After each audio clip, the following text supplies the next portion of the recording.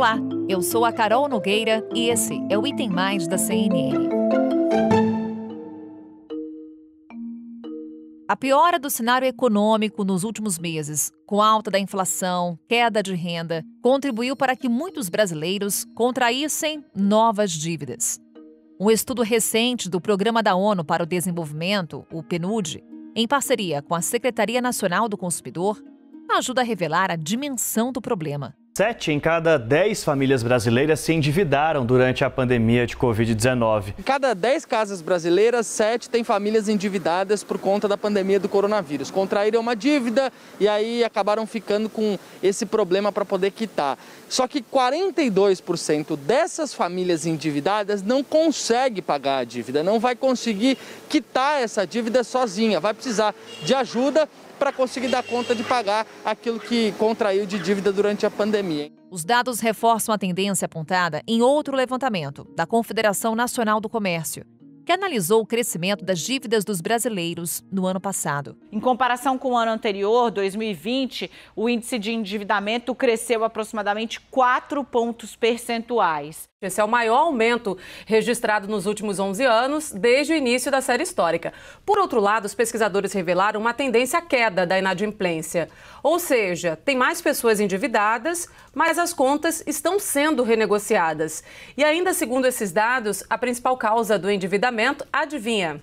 É o cartão de crédito. O estudo da ONU apontou que para reverter o quadro de endividamento, é urgente a atuação do poder público para a promoção de emprego e de reinserção profissional dos brasileiros.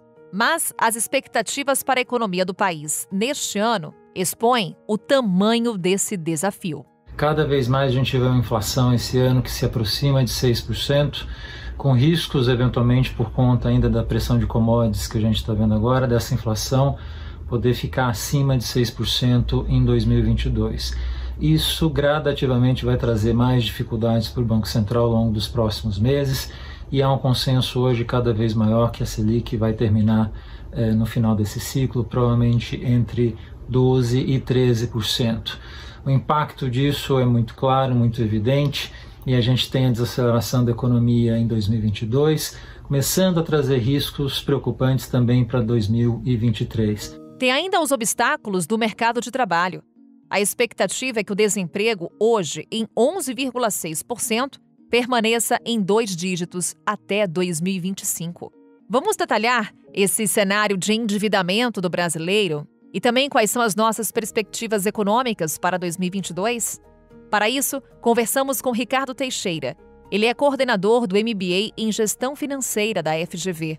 Ricardo, muito bom te ter aqui no Item Mais. Bem-vindo. Prazer meu estar aqui com vocês e com os seus ouvintes. Ricardo, para começarmos nossa conversa, vamos detalhar esse relatório do Programa das Nações Unidas para o Desenvolvimento, que aponta que 7 em cada 10 famílias se endividaram durante a pandemia. O que foi essa dívida contraída durante esse período? Essa dívida difere muito daquela que foi feita no período pré-pandêmico? Olha, muito diferente a gente não pode dizer. Agora, realmente foi um período muito mais difícil, onde uma série de pessoas perderam os empregos, outras pessoas tiveram os seus ganhos reduzidos, até mesmo por legislação, mas algumas que eram autônomas tiveram um ganho bastante reduzido. Então, não foge totalmente ao perfil de endividamento que a gente tinha antes, mas ele fica diferente porque, em alguns casos, você deixa de ter um endividamento que pode, em algumas situações, ir para o supérfluo, que poderia ser evitado, e passa a ser um endividamento muito mais para questões de sobrevivência, mas quando a gente fala aí de sobrevivência, não é só alimentação, uma sobrevivência, inclusive, de como você, na sua casa, conseguir vencer ou conseguir naquela época, né? Vencer o período que todo mundo ficou confinado, como você precisou fazer ajustes, etc., que levou uma série de famílias a se endividar sem que tivesse uma contrapartida do ponto de vista de ganhos. Esse estudo, Ricardo, tem uma sugestão de que o poder público tem que atuar de forma urgente e efetiva para realocar esses consumidores no mercado de trabalho como forma de quitar as dívidas contraídas. E daí minha pergunta, como que o poder público pode realocar esse consumidor de forma urgente? Aí nós temos 2 situações diferentes, que uma é a questão de endividamento e a outra é a questão da empregabilidade. A empregabilidade, e o Brasil vem lutando contra o desemprego há décadas e décadas, não é? O nosso desemprego, embora em alguns momentos tenha ficado um pouco menor, mas nunca chegou a um nível que pudesse nos deixar satisfeitos, longe disso. Então, a empregabilidade passa pelo crescimento da economia e pela educação. Para que as pessoas possam ter empregabilidade, primeiro, precisam existir os empregos, então há necessidade do crescimento da economia. Segundo, elas precisam estar preparadas para assumir as posições. Então, há necessidade de educação. Não é um projeto que você em 1, 2, 3 anos resolva. É um projeto de médio e longo prazo, um projeto nacional. E o Brasil, de certa forma, vem correndo atrás desse projeto já há algumas décadas. Mas nós somos um país de dimensões continentais, com uma população muito grande, onde não é simplesmente uma decisão governamental que vai mudar o cenário que a gente tem. Tem que ser realmente um trabalho de um período relativamente longo de educação da nossa população de uma maneira geral, para que possa, e agora mais do que nunca, né, possa assumir posições que exigem um certo preparo, e, logicamente, além disso, criar os empregos. Mas a criação de empregos vem pelo crescimento da economia. Então, são 2 vetores aí que precisam ser trabalhados e que não são programas de curto e médio prazo, são programas de longo prazo. Tá? Então, esse vamos dizer assim, o primeiro aspecto a gente levar em consideração quando a gente está tratando disso. A questão da educação financeira, tá? Ela é, vamos dizer assim, um segundo aspecto a ser considerado, mas que a sua efetividade só acontece quando existe o dinheiro. Então, quando a gente tem muita gente desempregada, dar uma educação financeira é boa, vamos dizer assim, mais para o futuro do que para o presente, porque a gente entra naquela situação, quem está endividado está precisando do dinheiro agora. Então, como fazer para ajudar essas pessoas nesse momento? Logicamente, você pode ensiná-las a tentar renegociar as dívidas, a reduzir, vamos dizer assim, os seus gastos, para também conseguir, pagando o endividamento, sair dessa situação. Mas também isso vai levar um período relativamente longo. E passa pela necessidade dessas pessoas terem renda, de alguma forma. E, para que haja renda, tem que haver o crescimento da economia. No curto prazo, então, Ricardo, qual seria a solução? Você enumera educação financeira, mas essa é uma questão que só terá efetividade num longo prazo. O que a gente pode enumerar, então, de uma solução imediata para que a gente tenha os efeitos agora? Na realidade, o que a gente tem que fazer é aumentar a renda dessas famílias através do crescimento da economia, que por si só gera oportunidades. Então, é o caminho. Agora, de novo, é um caminho de curto prazo? Não, isso vai levar algum tempo, inclusive porque o crescimento da economia brasileira está diretamente ligado ao crescimento da economia mundial. A gente não consegue crescer se não houver também um ciclo de crescimento mundial, porque os espaços estão ocupados. Num ou outro setor, a gente consegue avançar, mas há necessidade, nesse período pós-pandemia, todo mundo, no mundo inteiro, está precisando que haja um ciclo de crescimento, e aí o que a gente deve procurar fazer é aproveitar esse ciclo de crescimento. Aí sim, fazendo o quê? Treinando a nossa mão de obra para que possa aproveitar as oportunidades e trabalhando no sentido de fomentar que o crescimento efetivamente se dê ao longo desse período em que o mundo também deve estar tendo crescimento. Além desse crescimento mundial, qual seria o nosso principal gargalo, Ricardo, para garantir esse crescimento econômico? São 2, na realidade. O primeiro deles é, sem dúvida nenhuma, financiamento. As nossas empresas passaram por um período difícil, como no mundo inteiro, né? Estão passando por um momento difícil, e a gente precisa de financiamento, o empresário precisa de financiamento para conseguir expandir, e ao expandir o seu negócio, logicamente, aí criar os empregos. Então esse vamos dizer assim, seria o primeiro gargalo. E o segundo é o treinamento da mão de obra, para que ela esteja apta a ocupar as posições que vão ser disponibilizadas. Então, o que a gente pode fazer aí é dar um treinamento, mas sabendo que não é uma questão de 2022 para 2023, mas preparar um programa de treinamento para que a gente possa inserir essas pessoas efetivamente no mercado de trabalho que vai estar disponível.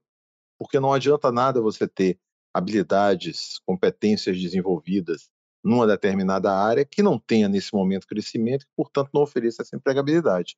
Então, a gente tem que fazer com que o treinamento que seja dado à nossa população economicamente ativa que esteja precisando dele seja exatamente aquele que vai permitir que essas pessoas ocupem posições e, preferencialmente, que possam progredir nas suas carreiras a partir desse treinamento. Ricardo, mais uma vez, obrigada por estar conosco aqui no Item Mais, expor os nossos desafios e até uma próxima oportunidade.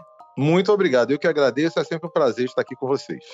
O endividamento das famílias é um dos pontos sensíveis da economia. Aliás, a percepção que o brasileiro tem da situação econômica norteia em grande parte o debate eleitoral. Para Felipe Nunes, CEO da Quest, uma das empresas que tem realizado pesquisas eleitorais neste ano, o fator econômico tem forte influência na decisão do voto dos brasileiros. A gente perguntou para as pessoas como é que está a sua capacidade de pagar as contas nos últimos meses. E as pessoas estão dizendo que está piorando, está ficando cada vez mais difícil pagar as contas. Mas o que chama a atenção é que fica ainda mais difícil para quem tem renda até 2 salários mínimos.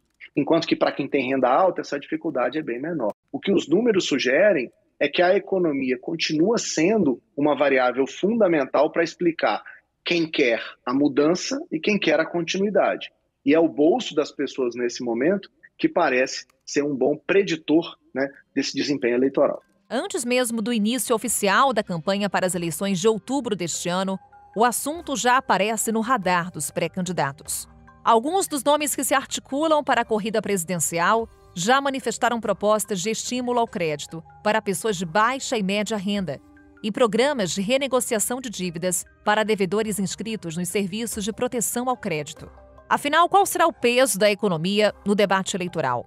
Sobre essa e outras questões, conversamos com a nossa analista de economia, Thaís Herédia. Thaís Herédia, sempre um prazer falar com você, tratar de assuntos do nosso dia a dia, o quanto impacta na nossa vida, que é a economia. Thaís, bem-vinda. Obrigada, Carol. Um prazer estar aqui. Adoro quando você me chama. E, Thaís, a gente vai agora fazer aquela comunicação da política com a economia, que sempre caminham juntas. E, principalmente quando a gente olha os indicadores econômicos atuais, e inclusive as projeções para 2022, já fica questionamento de como isso será inserido nos discursos de campanha eleitoral.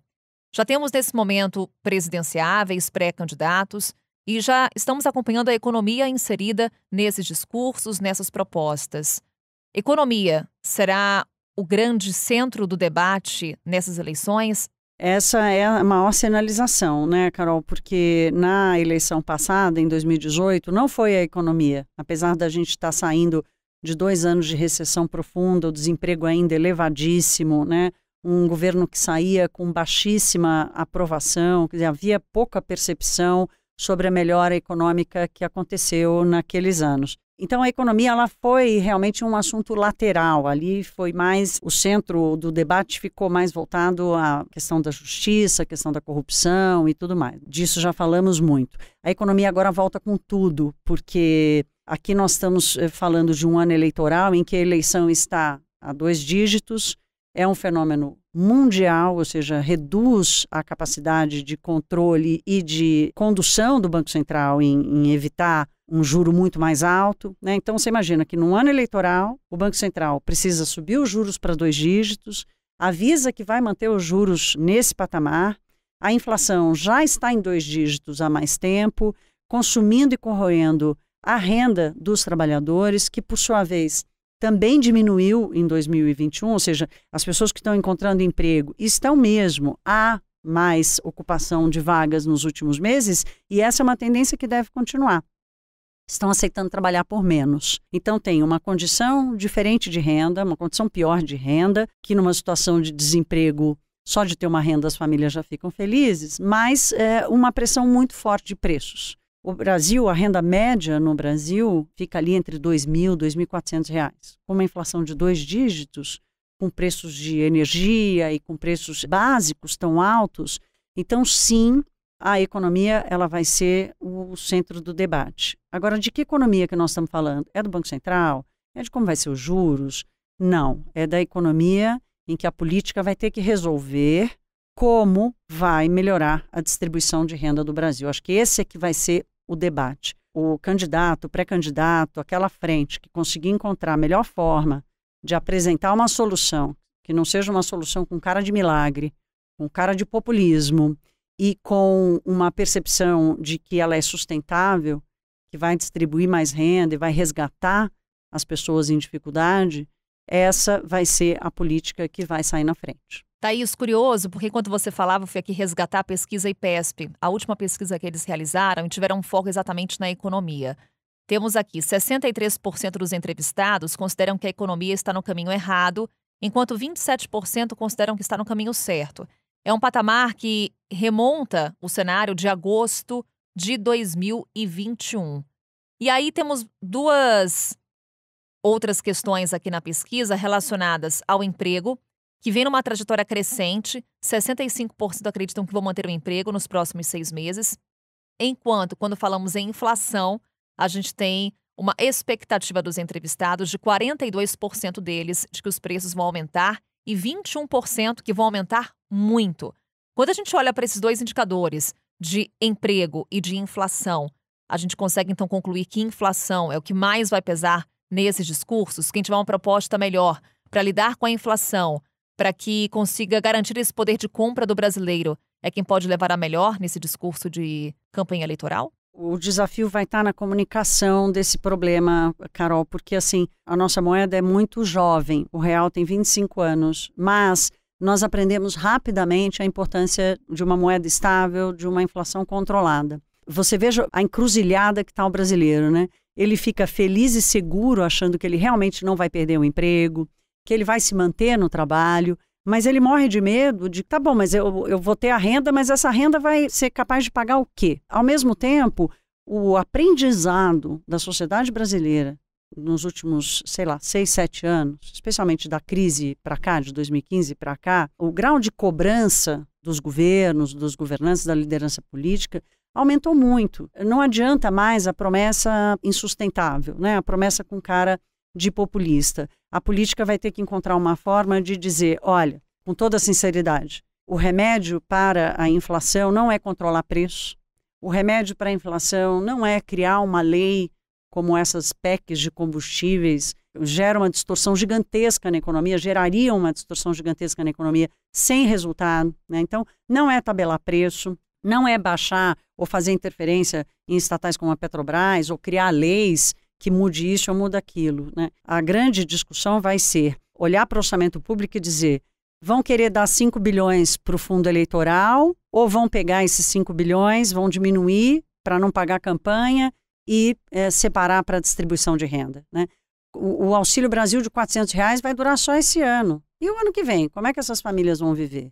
Então, o discurso vai ter que mostrar o caminho, a saída da emergência que ainda estamos vivendo. E não vai valer mágica, e nem milagre. Esse aprendizado nós já tivemos, né? Eu, por exemplo, sou porta-voz dessa noção diariamente, né? Que não adianta mágica, não adianta super-herói, controle de preços não vai resolver. Portanto, se controle de preços não resolve, ainda mais num ambiente em que muito dessa alta de custos vem de fora, vem de fenômenos que o Brasil tem nenhum controle, tem zero controle, mais ainda a importância de como o Estado brasileiro vai se posicionar, vai estar preparado para evitar que as famílias percam sua qualidade de vida, percam trabalho e percam poder de compra.